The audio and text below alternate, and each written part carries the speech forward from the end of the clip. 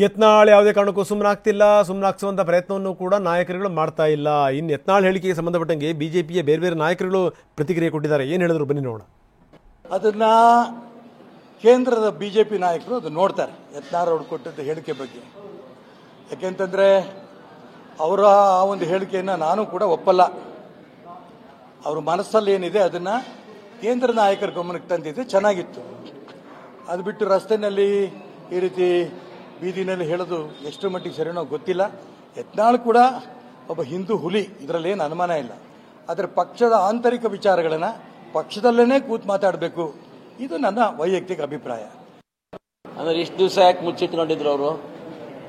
ಎಷ್ಟು ವರ್ಷ ಆಯ್ತು? ಇಷ್ಟು ವರ್ಷ ಮುಚ್ಚಿಟ್ಕೊಂಡು ಈಗ ಮನಸ್ಸಿಗೆ ಬಂದಂಗೆ, ಮನಸ್ಸಿಗೆ ತಿಳಿದಂಗೆ ಹೇಳೋದು ಯಾವ ರೀತಿ ಅದು ಸರಿ ಅಂತೇಳಿ ಯೋಚನೆ ಮಾಡಬೇಕಾಗ್ತದೆ. ನಾವು ನಮ್ಮ ಕೆಲಸ ಮಾಡ್ತಾನೆ ಇದ್ದೀವಿ. ಈಗ ನಾವು ಭಾರತೀಯ ಜನತಾ ಪಕ್ಷಕ್ಕೆ ಬಂದ ಮೇಲೆ ಭಾರತೀಯ ಜನತಾ ಪಕ್ಷಕ್ಕೆ ನಿಷ್ಠಾವಂತರಾಗಿದ್ದೀವಿ, ಪ್ರಾಮಾಣಿಕವಾಗಿ ನಾವು ಕೆಲಸ ಮಾಡ್ತಾ ಇದ್ದೀವಿ. ಅಂದ್ರೆ ಇಷ್ಟು ದಿವಸ ಯಾಕೆ ಮುಚ್ಚಿಟ್ಕೊಂಡಿದ್ರು ಅವರು? ಇದು ಹಿಂದೂ ಹುಲಿಯವರು, ಅದರೇನು ಡೌಟ್ ಇಲ್ಲ. ಆದರೆ ಈ ರೀತಿ ರಸ್ತೆಯಲ್ಲಿ ನಿಂತ್ಕೊಂಡು ಮಾತಾಡುವಂಥ ತಪ್ಪು ಅನ್ನುವಂಥ ಮಾತನ್ನು ಈಶ್ವರಪ್ಪನವರು ಹೇಳಿದರು. ಇನ್ನು ಇಷ್ಟು ದಿವಸ ಯಾಕೆ ಸುಮ್ಮನಿದ್ರಂತೆ ಅಂತ BC ಪಾಟೀಲ್ ಪ್ರಶ್ನೆಯನ್ನು ಮಾಡಿದ್ದಾರೆ. ಅಂತೂ ಈಗ ಯತ್ನಾಳ್ ಅವರ ಮಾತಿದೆಯಲ್ಲ, ಯತ್ನಾಳ್ ಮಾತಿಗೆ ಬೇರೆ ಬೇರೆ ನಾಯಕರುಗಳು ಕೂಡ ಪ್ರತಿಕ್ರಿಯೆ ಕೊಡ್ತಾ ಇದ್ದಾರೆ.